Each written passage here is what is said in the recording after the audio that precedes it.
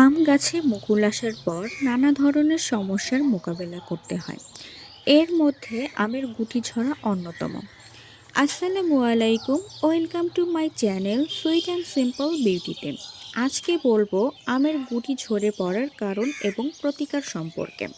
চ্যানেলটির সাবস্ক্রাইব বাটনে ক্লিক করে পাশে থাকা বেল আইকনটি বাজিয়ে দিন এবং লাইক কমেন্ট করে সাথেই থাকুন।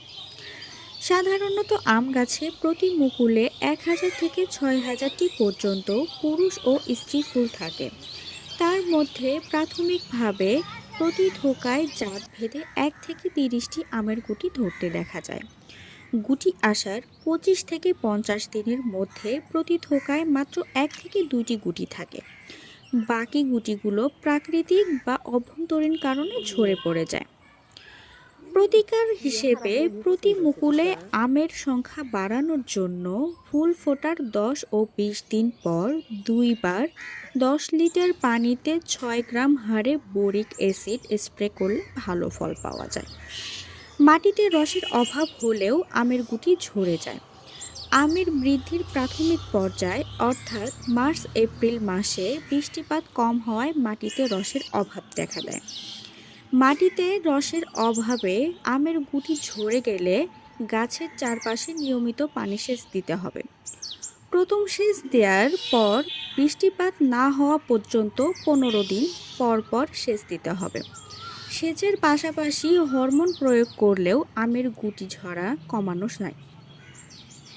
গুটি আসার পর প্রাথমিক পর্যায়ে আমের গুটিতে হোপার পোকার আক্রমণ হতে পারে।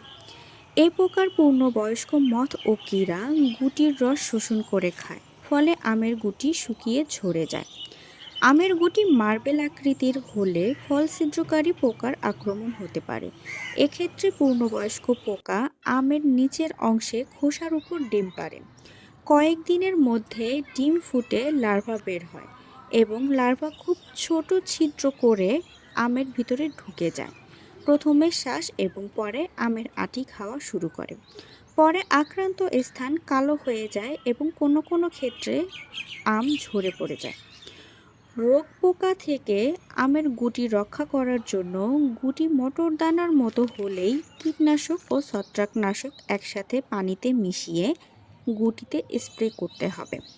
আম বাগান পরিষ্কার পরিচ্ছন্ন রাখতে হবে এবং মরা ডালপালা ছেঁটে ফেলতে হবে।